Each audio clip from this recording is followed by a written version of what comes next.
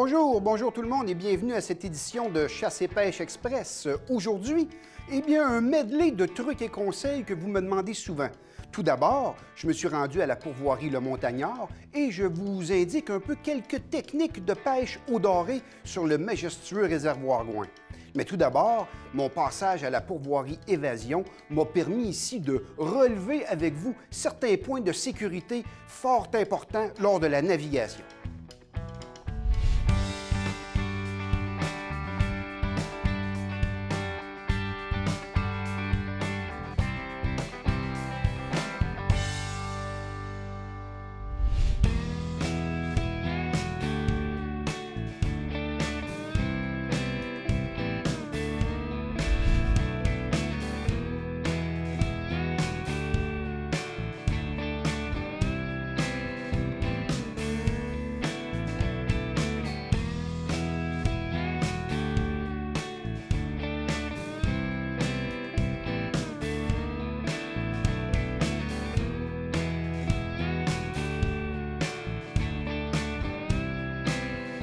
Je profite de mon séjour à la pourvoirie Évasion pour vous parler un peu de sécurité nautique. Bon, personnellement, je crois qu'on nous en parle pas assez. Et personnellement, je crois que souvent les gens font les coins ronds et manquent un peu de jugement face à la sécurité qu'ils doivent avoir en embarcation nautique. Comme on dit souvent, on aime bien mieux parler avec vous que de parler de vous. Je crois personnellement qu'il y a encore beaucoup trop de noyades, surtout à la pêche, par souvent des maladresses, des nonchalances ou quelquefois même des oublis. Bon, évidemment, il existe un cours canadien de sécurité en embarcation qui est obligatoire de suivre si on veut, par exemple, piloter un bateau motorisé. Cette carte de compétence-là est offerte à droite et à gauche dans différents salons, souvent pour une somme modique. Donc, il est important de suivre ce cours-là pour avoir notre carte de compétence. C'est de la responsabilité un peu du pêcheur de faire un peu la nomenclature des éléments essentiels à sa journée de pêche. Entre autres, lorsqu'il prend pied dans le bateau, il doit y avoir des rames, hein? 2 bonnes rames de qualité, et celles-ci sont présentes. Obligatoirement, il doit y avoir une ancre. Comme élément obligatoire également dans le bateau, il y a une écope qui est essentielle. Une pluie soudaine, quelquefois, on est obligé d'écoper. Mais c'est un élément quand même obligatoire. Une corde flottante, ce qu'on appelle une ligne d'attrape. Advenant le cas que quelqu'un tombe à l'eau, ça nous permet de lancer la ligne qui va flotter pour que la personne en détresse puisse la récupérer et se ramener. Autre élément également obligatoire. À l'intérieur du bateau, évidemment, c'est de la responsabilité du pêcheur de toujours avoir sur lui sa veste de flottaison. Et à même ma veste, 2 éléments essentiels qu'on m'oblige à porter. Dans ma première poche, j'ai un sifflet. Le sifflet est constamment maintenu à ma veste de flottaison, comme ça je ne l'oublie pas. Et dans l'autre poche, on me stipule dans la réglementation d'avoir une lampe de poche. Évidemment, je vérifie toujours les piles avant le départ, voir si elles fonctionnent bien. La lampe de poche, si jamais j'ai un avarie et que le soleil tombe à l'horizon, ça me permet de me dépanner ou de faire signe à quelqu'un. La nomenclature des objets obligatoires en embarcation est faite et ici à la pourvoirie Évasion, tout est conforme. Même la chaloupe est étincelante de propreté. Permettez-moi cependant de m'attarder sur le moteur hors bord. Il y a toujours une poignée qui pivote sur elle-même, qui est l'accélérateur. Il y a évidemment la poignée de démarrage que je dois devoir crinquer pour démarrer le moteur. Mais avant de démarrer, je dois faire une petite ronde pour voir si tout est correct. Habituellement, le moteur est surélevé comme ça, par souci d'entretien. Donc ici, le pêcheur doit trouver la manette responsable d'abaisser le moteur pour que le pied puisse reposer dans l'eau et ensuite de ça, être capable de faire un démarrage sécuritaire. Il est toujours important, avant le départ, que le pêcheur dévisse le bouchon pour vérifier à l'intérieur du réservoir la quantité de carburant. Ceci étant vérifié, il importe maintenant d'ouvrir la fameuse valve, d'amener d'essence, d'amener de carburant vers le carburateur pour une mise à feu adéquate. Remarquez que sur le dessus du bouchon, il y a une valve d'air. Il est important de l'ouvrir pour que l'air puisse circuler dans la cavité, dans la cuve du carburant pour permettre sa libre circulation. Une fois ma valve d'air ouverte et ma valve d'amener d'essence ouverte, je dois vérifier la présence du cordon de sécurité. Ce cordon-là permet au moteur de fonctionner. Si je l'enlève carrément, eh bien à ce moment-là, il est impossible de démarrer le moteur. C'est pour ça que sur certains moteurs, les pêcheurs vont souvent se le mettre autour du bras, que si jamais il y a une avarie, bien à ce moment-là, le câble, en se séparant du moteur, celui-ci arrête. Donc, ce cordon-là est essentiel lors de la mise à feu. Évidemment, il y a l'étrangleur, communément appelé le choke. Lorsque le moteur est froid, par exemple, on va y donner un petit coup d'étranglement. Donc, une fois que tous mes éléments de sécurité, mon ABC, essence, air, étranglement, cordon électrique qui sert au démarrage, je positionne ma poignée de gaz d'accélérateur à start. Ici, c'est clairement indiqué sur la poignée. Et avec un coup d'étrangleur, au premier coup de démarrage, mon moteur serait supposé de bien fonctionner. Il va tout sauter un peu. À ce moment-là, j'enlève l'étrangleur et à ce moment-là, mon moteur est prêt à partir. Il y a toujours un levier d'embrayage. Donc, il y a la position neutre, que l'hélice ne tourne pas, et la position avancée, forward, qui est écrit en anglais, évidemment, sur la majorité des moteurs, qui nous permet la marche avant. Donc, une fois tous ces points-là vérifiés, il n'y a aucune raison, à ce moment-là, que le moteur ne départ pas adéquatement. Il roule très bien. Alors, il ne me reste plus qu'à vous souhaiter une belle partie de pêche et ne vous empêchez pas d'utiliser un moteur hors-bord tel que offert dans différentes pourvoiries du Québec, dont ici à la pourvoirie Évasion, et en toute sécurité de pouvoir pêcher soit à la traîne ou à vous rendre à votre endroit de pêche de prédilection avec votre ceinture, votre veste de flottaison, et on va vous souhaiter une bonne pêche en toute sécurité sur les plans d'eau du Québec. Restez des nôtres parce que dans quelques instants, je vous donne des trucs, comment bien magasiner votre carabine pour les gens de votre entourage, les gens de petite stature. Mais tout d'abord, destination la pourvoirie Le Montagnard, où que je vous propose quelques trucs de pêche au doré.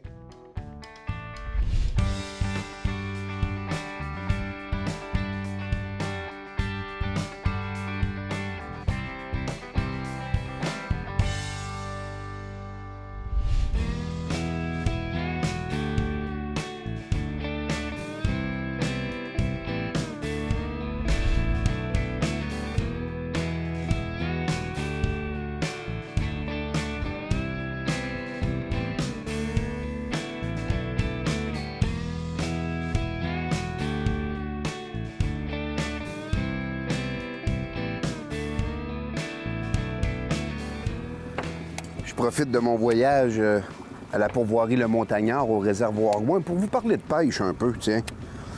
Parce qu'on a des problèmes, nous autres, les pêcheurs. On veut adapter notre façon de pêcher, puis souvent, on n'a pas des engins de pêche qui peuvent nous le dire, nous donner finalement cette facilité-là. Entre autres, ici, ben, on a du brochet, on a du doré. C'est un beau grand réservoir, le réservoir Gouin, et quelquefois, nos poissons, ben, ils sont en profondeur. J'ai un petit sonore qu'on appelle un écho-sondeur, puis ça me dit un peu à quelle profondeur est le poisson. Mais voilà que je ne suis pas capable d'envoyer mes poissons nageurs à la profondeur désirée. Parce que vous savez, les poissons nageurs sont vendus selon un peu la profondeur qu'ils vont. On a des poissons nageurs flottants, on a également des poissons nageurs qui sont plongeants, les sinking. Mais ils vont jamais vraiment très profond. Alors, le pêcheur a dans son coffre à pêche un petit peu d'attirail pour permettre à ces poissons-là ou permettre à ces leurres d'aller à une certaine profondeur. Je vous en présente quelques-uns. Le premier que je vais essayer aujourd'hui, c'est un fameux plomb-quille. Donc, c'est un plomb qui a la forme d'une quille, effectivement, la quille d'un bateau, et qui est muni d'une petite chaînette. Donc, j'attache ma ligne à pêche après mon plomb. Et lui, de par sa forme, a très peu d'emprise dans l'eau. Et avec un émerillon, je suis capable, après ça, d'attacher mon fameux poisson nageur qui, sans ce poids-là, serait absolument impossible pour lui d'atteindre les profondeurs que j'aimerais. Ici, je vois passer des poissons à l'écran, ce qui fait que je lui mets un bout de fluorocarbone, pratiquement invisible dans l'eau, et je viens attacher directement mon poisson nageur à ma ligne grâce à un nœud Rapala. Cependant, je m'aperçois que si j'ai des poissons qui sont à 12 pieds, 15 pieds, voire même 20 pieds de profond, je n'ai aucune attaque parce que je m'aperçois qu'avec mon plomb-quille et mon poisson nageur, je vais difficilement plus de 10 pieds de profondeur. Ce qui fait que tout ce qui est plus profond que de 10 pieds, mon poisson nageur ne réussit pas à aller justement leurrer les poissons qui sont en suspension dans l'eau. Y a-t-il un autre truc? Eh bien oui. Je me suis monté une deuxième canne ici avec ce qu'on appelle un marcheur de fond. Ma ligne à pêche vient s'attacher directement ici à la jonction, ce qui fait qu'on l'appelle marcheur de fond parce que la broche va gratter le fond. Celle-ci va difficilement s'emprisonner dans les crevasses ou les infrastructures. Et au 90, avec la broche, je viens lui mettre également mon bout de fluorocarbone avec mon poisson nageur. Avec ce marcheur de fond-là, qui est également d'un poids de 1 once, pour faire la comparaison avec mon plomb-quille, qui était ma première alternative, je mets tout ça à l'eau parce que mon poisson nageur aurait été pratiquement dans l'impossibilité d'aller si profond que ça. Et je m'aperçois qu'avec mon marcheur de fond de 1 once, je suis en mesure, lorsque je remonte un peu mes structures, que je suis capable de gratter le fond entre 12 et 15 pieds de profond. Donc, je vais un petit peu plus profond que mon plomb-quille précédemment. Cependant, il existe une troisième façon de pêcher en profondeur. Et celle-là, ben, c'est un petit kit que vous pouvez vous acheter. Ou, à la limite, il y a des bateaux qui sont déjà installés. Vous pouvez l'installer directement sur votre bateau. Il s'agit du fameux downrigger. Le downrigger, c'est un câble métallique avec un poids quelquefois substantiel. J'ai déjà vu des poids de près de 20 livres. Mais pour une petite embarcation comme ça, les downriggers sont manuels. C'est ce que j'ai ici sur le plat-bord de ma chaloupe. Et il est muni d'un poids de 4 livres. Le downrigger a ceci de particulier, c'est que je viens directement pincer ma ligne à pêche sur une genre de pince et mon leurre va toujours rester à la même profondeur. C'est le gros avantage du downrigger. Avec le downrigger, il y a un porte-canne, ce qui fait que le pêcheur n'a pas à tenir constamment la canne dans ses mains. Très utile, par exemple, pour le pêcheur solitaire qui décide de faire une sortie en fin de journée, seul avec son bateau. Il en a déjà pas mal de travail avec le pilotage du moteur, surtout sur un grand réservoir comme le réservoir Gouin-ici, où il y a souvent des vents et de la vague, ce qui fait que je me concentre à bien piloter mon moteur. Et à ce moment-là, bien, le porte-canne et mon downrigger fait en sorte qu'il pêche par lui-même.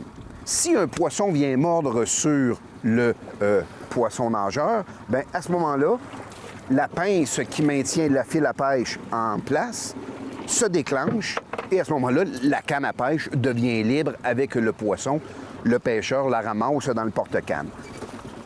Pour ce faire, j'utilise ma plus grande des cannes à pêche. J'utilise une canne à pêche ici qui a 7 pieds de long et avec un poisson nageur, tout simplement, sans aucun poids. Je le mets à l'eau et là,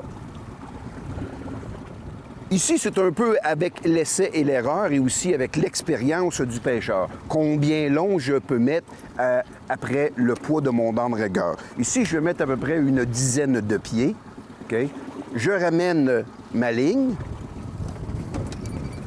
Et sur ma ligne à pêche, je vais venir directement pincer ma boucle de downrigger, ma petite pince, simplement. Et à ce moment-là, je mets le poids de 4 livres à l'eau sur le bord de mon bateau. Et je descends mon poids à la profondeur voulue. Ici, chaque tour de manivelle équivaut à peu près à 1 pied de ligne. Donc, ce qui fait que si je le descends à 20 pieds, je vais détourner mon downrigger de 20 tours. Une fois la bonne profondeur voulue, je serre bien mon engin, je donne du lousse sur ma ligne et je viens mettre ma canne directement dans le porte-canne. À ce moment-là, je tends bien ma ligne. Et à ce moment-là, je sais exactement que j'ai un leurre, un poisson nageur, exactement à une profondeur de 20 pieds, là où ce que mon sonore me dit qu'il y a des poissons qui sont en suspension dans l'eau. Et je suis persuadé que mon poisson nageur va passer directement en face des poissons qui sont à cette profondeur-là, tentant évidemment de les attiser à mordre sur mon appât.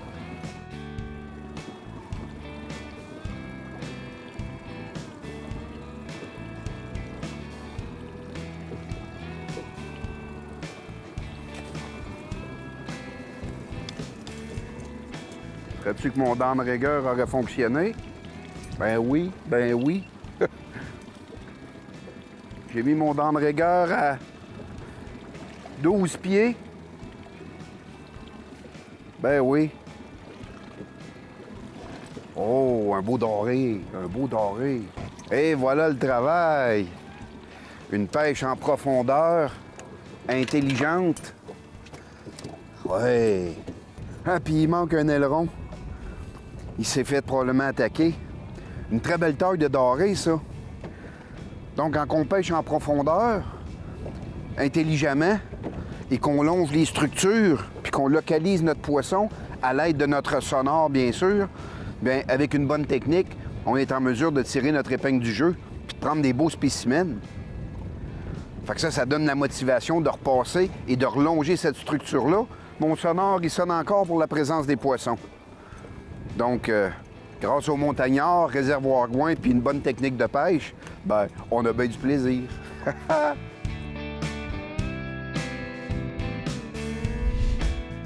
Alors, à votre capsule Chasse et Pêche Express d'aujourd'hui, ben, j'ai à vous dire une vérité. La vérité, c'est la suivante. C'est terminé le temps où c'est que c'est des vieux bonhommes qui allaient juste à la chasse puis que c'était exclusif à eux. Notre société a changé, et c'est tant mieux. Maintenant, de plus en plus de gens sont intéressés à faire cette activité-là. Vos adolescents, peut-être à la maison. Moi-même, j'enseigne une gang de jeunes, 18 ans à 22 ans, puis ça veut tout aller chasser. Notre conjointe également.